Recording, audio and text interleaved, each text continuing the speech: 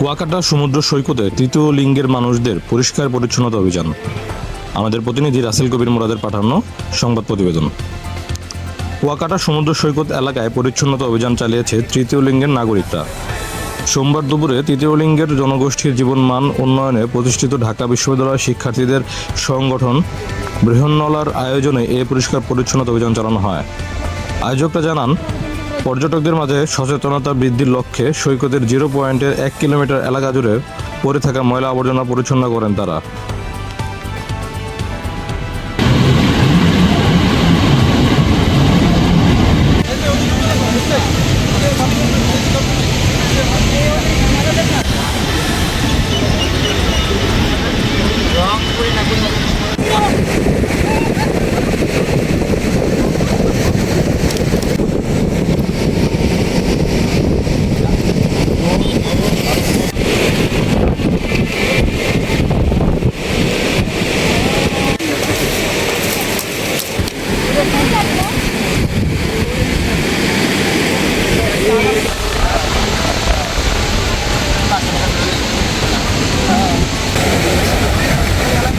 I দেখি support করতে Rasel paper থাকে কিন্তু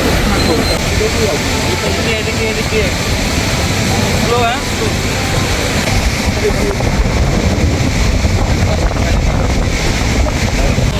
আমাদের রাইখেন